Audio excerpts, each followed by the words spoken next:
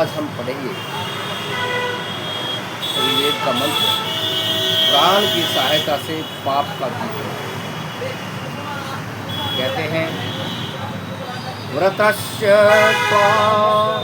शवसथादीष्माना विश्वे देवा अजुर्ये सखाय अर्मृदभिरिन्द्र संच ते अस्त ते मां विश्वा पुतना जायसी।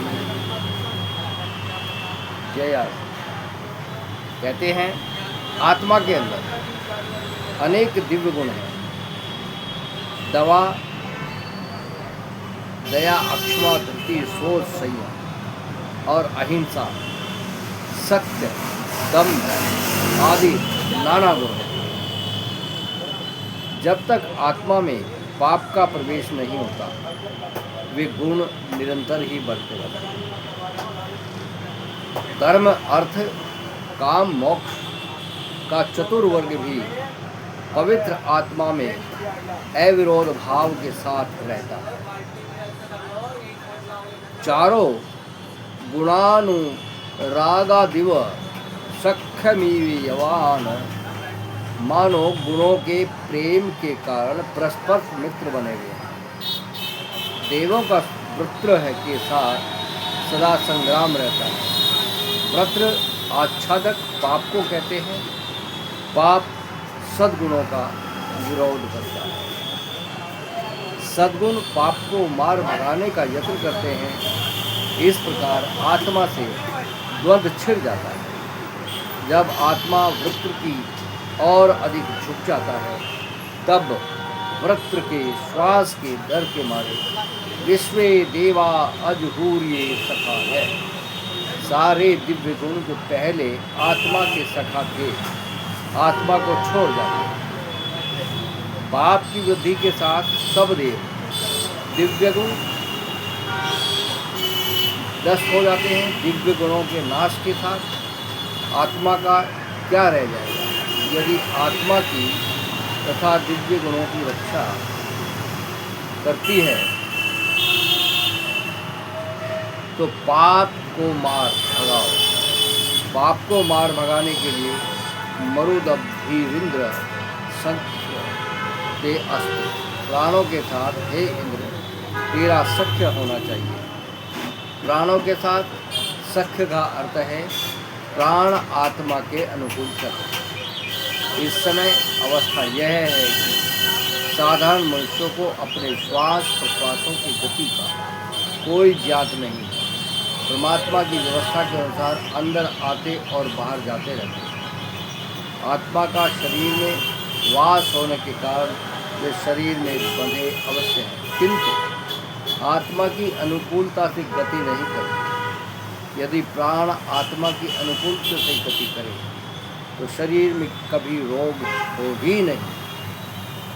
प्राण यदि आत्मा वश में है और मन और इंद्रिय भी आत्मा के वश में ही रहें, यदि मन वश में आ जाए तो इंद्रियां तो अपने आप वश में आ जाए, क्योंकि वे तो हैं मन के अधीन।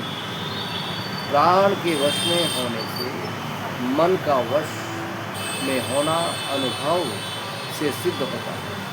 अतः वेद कहते हैं अथेमा विश्वा पुतना जयास। तब इन सब उपद्रवों को जीत सकेगा। पाप से जितने उपद्रव पैदा होते हैं उन सब का नाश प्राण की मैत्री अनुकूलता से ही हो जाता है। इसका एक हेतु है, प्राण सबका स्वामी है, जैसा कि अथर्ववेद में कहा है प्राणाय नमो यस्य सर्वमिदं वशे। प्राणायाम को नमस्कार कर इसके वश में यह सब कुछ है। ऐसे पुरुष प्राण के सर्वस्वामी होने में संदेह ही क्या है। अतः इस सर्वस्वामी प्राण की मैत्री अवश्य ही करनी चाहिए। प्राण की मैत्री प्राणायाम साधन से होती है। प्राणायाम प्राण निरोध न करते जैसे हानि होती है, जैसा कि अथर्ववेद में कहा गया है। सेय इव एव विदुष उपद्रष्टा भवति प्राणरवाधि नैते प्राणं सर्वज्ञानम् पुरैनं जरं प्राणो जहाति। जो इस तक ब्रह्म प्राप्ति के जानने वाले शिष्य होता है, वह प्राण का विरोध करता है। यदि प्राण विरोध प्राणायाम नहीं करता है तो सारी आयु की हानि उठाता है। यदि आयु की हानि नहीं उठाता तो प्राण बुढ़ापे से पूर्व छोड़ जाता है। इस संदर्भ में सिद्ध हुआ कि प्राणायाम न करने से मनुष्य की हानि होती है। प्राणायाम के बिना शरीर में वीर्य रक्षा संभव नहीं है। वीर्य जीवन का सार है, जीवन का आधार है।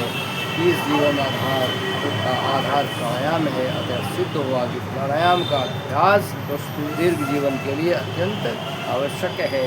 प्राणायाम का जो विवरण वेद में दिया गया है उससे यह सिद्ध होता है कि प्राणायाम का अर्थ है प्राण को जीवन शक्ति को अपने वश में करना।